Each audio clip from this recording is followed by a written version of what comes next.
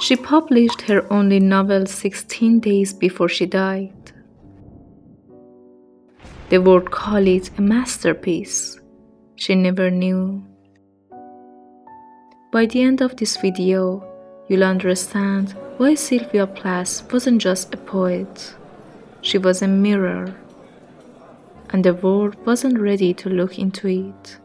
Stay with me, because there is one moment in her life that changed literature forever, and almost nobody talks about it.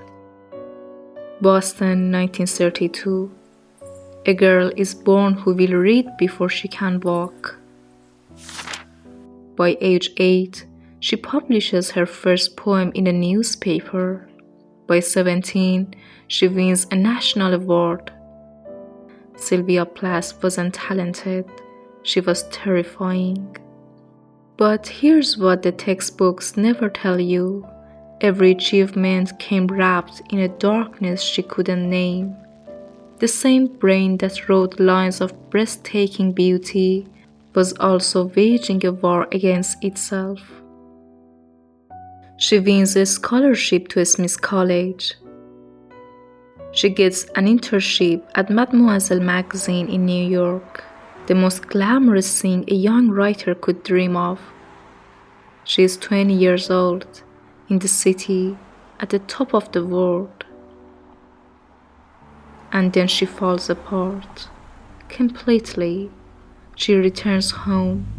She cannot sleep. She cannot write. She cannot feel. She describes it later as being trapped under a bell jar, sealed off from life, suffocating slowly. She attempts suicide. She survives, and the world will never know how close it came to losing one of its greatest voices before it ever truly heard her. Remember the moment I promised? Here it is. It's 1962. Sylvia has a husband, the poet Ted Hughes. She has 2 children. She's living in England in the coldest winter in 1,000 years. And she discovers Ted is having an affair. Most people would collapse. Sylvia Plath writes 40 poems in 40 days.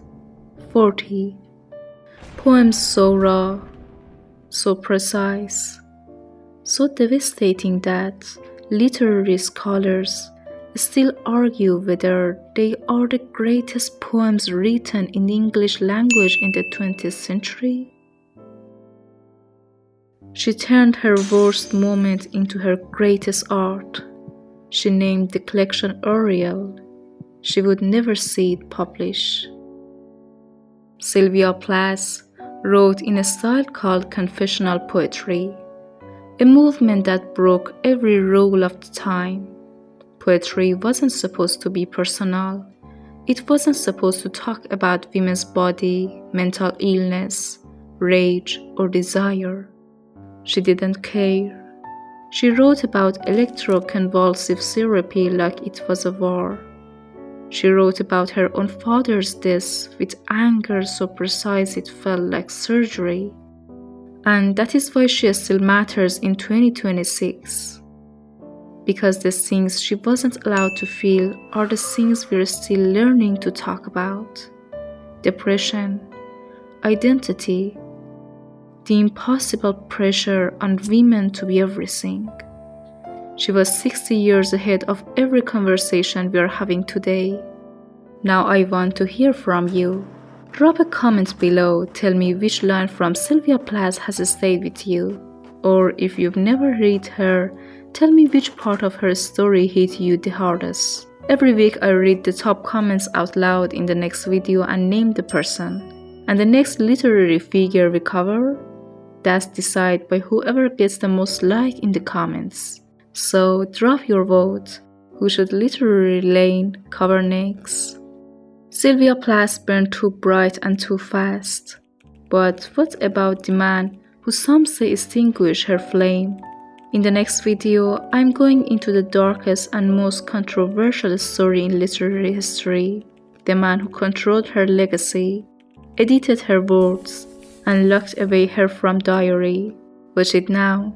It's right there on your screen.